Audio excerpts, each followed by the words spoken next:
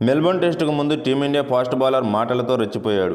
Australia Travis హెడ్కు బహిరంగంగా సవాల్ విసిరాడు. హెడ్ని క్రిజ్లో ఉండనివ్వబోమంటూ వార్నింగ్ ఇచ్చాడు. దీంతో మూడో టెస్టుకు ముందు మెల్బోర్న్ వాతావరణం హీటెక్కింది. మెల్బోర్న్ వేదికగా భారత్, ఆస్ట్రేలియా జట్లు ఇప్పుడు బాక్సింగ్ డే టెస్ట్ మ్యాచ్లో తలపడనున్నాయి. గబ్బా టెస్ట్ డ్రా అయిన తర్వాత మెల్బోర్న్ టెస్టు ద్వారా ఆధిక్యం సాధించాలనే ఉద్దేశంతో ఇరు జట్లు రంగంలోకి దిగనున్నాయి.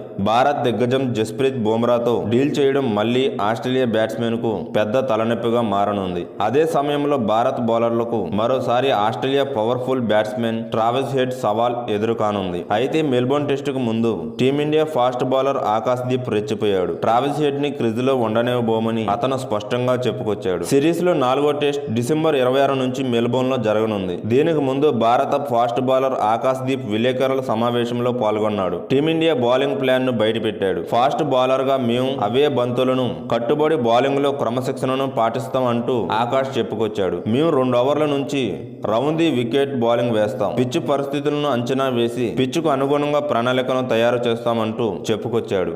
ప్రెస్ కాన్ఫరెన్స్ లో Akash Deep Australia star batsmen Travis head కి కూడా సవాల్ విసిరాడు.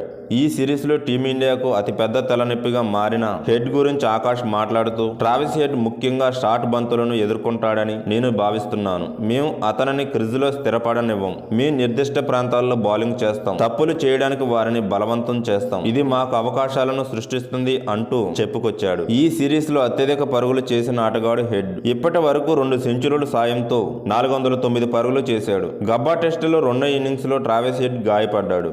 అతనికి గజ్జెల్లో గాయమైంది. గాయం తర్వాత అతను కొద్దిగా వాపు అని చెప్పుకొచ్చాడు. అయితే ఇప్పటి వరకు అతని గాయం గురించి స్పష్టంగా ఏమీ చెప్పలేదు. మెల్బోర్న్ టెస్టులో అతడు ఆడడంపై ఉత్కంఠ నెలకొంది.